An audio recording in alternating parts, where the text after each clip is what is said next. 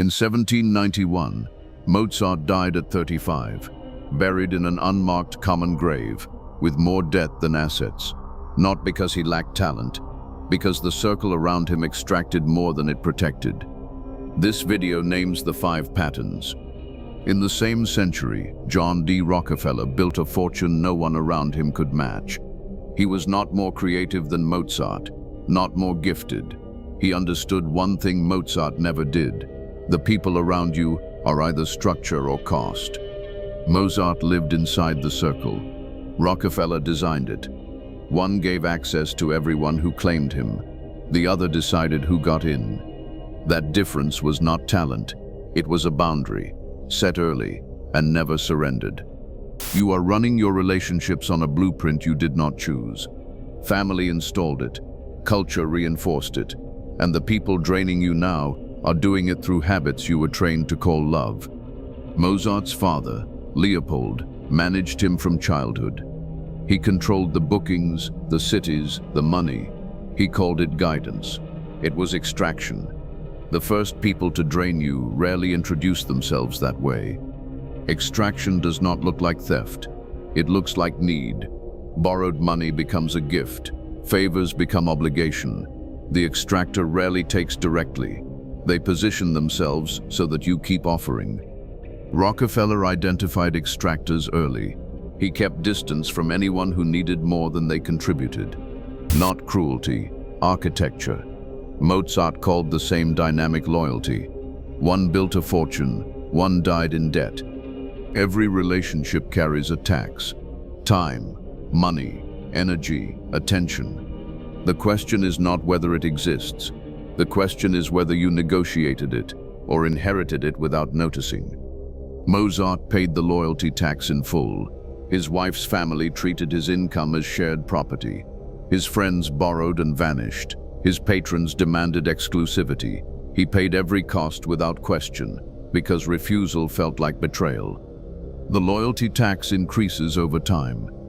Every unchallenged demand signals that more is available. The people around you are not evil. They are rational. They take what you keep offering. Most people never stop the pattern. The people closest to you do not want you to fail. They also do not want you to become someone they no longer recognize. The ceiling and the safety net look identical from the inside. Mozart's circle was warm, familiar, predictable. Every time he considered leaving Vienna, someone reminded him of what he would lose, not what he would gain.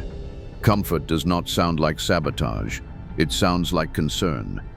Rockefeller left his environment repeatedly. Each time he outgrew it. He understood that comfort has a cost, and that the people offering it are often the ones benefiting from it. Mozart chased approval from audiences that could not sustain him. He performed for rooms that offered recognition, not leverage. Validation from the wrong source is a cage that feels like applause. The people validating you reward a specific version of you. Usually the version that stays predictable, not the one that evolves. You adjust to their expectations without noticing. Rockefeller built his identity around one metric: return, not recognition, not approval. He treated opinion as noise. By 33, he controlled American oil. The final pattern is the most invisible. The people closest to you do not fear your failure. They fear what your success will change, because it changes the relationship, and they are not ready for that. Mozart's legacy was interrupted constantly, not by enemies, by proximity. Every demand on his time replaced something he could have built. The cost was invisible, the loss was permanent. Rockefeller protected his time as if it were capital, because it was.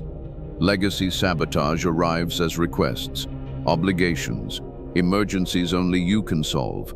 It creates guilt when you protect your time, and relief when you abandon your work. 5 programs: extraction, loyalty tax, comfort, validation, legacy sabotage. None require bad intent. All require your participation. You are not trapped. You are unexamined. Mozart died on December 5, 1791. He was 35. His final work was unfinished. He was buried in an unmarked grave. His estate covered almost nothing. The people around him continued without disruption. The system is not your enemy. It is indifferent. It moves resources toward those who design their circle and away from those who inherit it. Mozart was not destroyed by talent. He was destroyed by architecture. The difference between Mozart and Rockefeller is not genius. It is not effort. It is one decision: to treat the people around you as chosen structure, not default obligation. Most people will recognize this briefly, then return to the same environment, the same dynamics, the same silent agreements that have been draining them for years. Recognition does not break the pattern. Subscribe if you are ready to stop being a player in someone else's architecture.